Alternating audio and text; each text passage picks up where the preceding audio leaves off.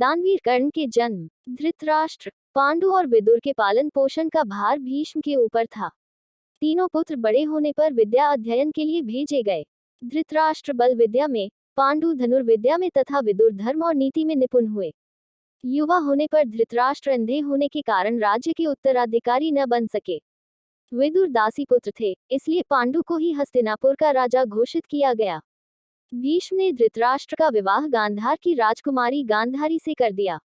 गांधारी को जब ज्ञात हुआ कि उसका पति अंधा है तो उसने स्वयं अपनी आंखों पर पट्टी बांध ली। उन्हीं दिनों यदुवंशी राजा शूरसेन की पोषित कन्या कुंती जब युवावस्था को प्राप्त हुई तो पिता ने उसे घर आए हुए महात्माओं की सेवा में लगा दिया। पिता के अतिथि गृह में जितने भी साधु महात्मा, ऋषि मुनि आदि आते, कुंती उनकी सेवा मन लगाकर किया करती थी। एक बार वहां दुर्वासा ऋषि आ पहुंचे। कुंती ने उनकी भी मन लगाकर सेवा की। कुंती की सेवा से प्रसन्न होकर दुर्वासा ऋषि ने कहा, पुत्री, मैं तुम्हारी सेवा से अत्यंत प्रसन्न हूँ, अतः तुझे एक ऐसा मंत्र देता हूँ जिसके प्रयोग से तू जिस देवता का स्मरण करेगी वह तत्काल तेरे समक्ष प्रकट होकर तेरी मनोकामना पूर्ण करेगा। दुर्वासा ऋषि कुंती को मंत्र प्रदान कर चले गए। मंत्र की सत्यता की जांच हेतु एक दिन कुंती ने एकांत स्थान पर बैठकर उस मंत्र का जाप करते हुए सूर्यदेव का स्मरण किया।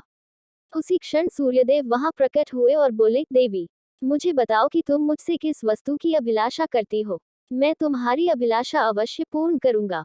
इस पर कुंती ने कहा, हे देव, मुझे आपसे किसी भी प्रकार की अभिलाषा नहीं है, मैंने तो केवल मंत्र की सत्यता परखने के लिए ही उसका जाप किया है। कुंती के इन वचनों को सुनकर सूर्यदेव बोले, हे कुंती, मेरा आना व्यर्थ नहीं जा सकता, मैं तुम्हें एक अत्यंत पराक्रमी तथा दानशील पुत्र प्रदान करता हूँ। इतना कहकर सूर्यदेव अंतर्ध्यान हो गए।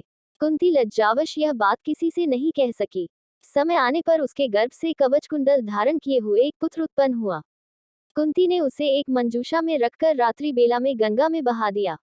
वह बालक बहता हुआ उस स्थान पर पहुंचा जहां पर धृतराष्ट्र का सारथी अधृत अपने अश्व को गंगा नदी में जल पिला रहा था। उसकी दृष्टि कवच कुंडल धारी शिशु पर पड़ी। अधृत निसंतान था, इसलिए उसने बालक को अपने छाती से लगा लिया और घर ले जाकर अपनी पत्नी राधा को सौंप दिया। उन्होंने उस बालक को गोद ले लिया और उसका ललन पालन करने लगे। उस बालक के कान अति सुंदर थे, इसलिए उसका नाम कर्ण रखा गया। आपको ये कहानी कैसी लगी नीचे कमेंट करके हमें जरूर बताइए। अगर आपको ये कहानी पसंद आई हो तो अपने दोस्तों के साथ जरूर शेयर करें और ऐसी ही प्यारी कहानियां सुनने के लिए हमारे YouTube चैनल साया स्टोरी से जुड़े रहें। धन्यवाद।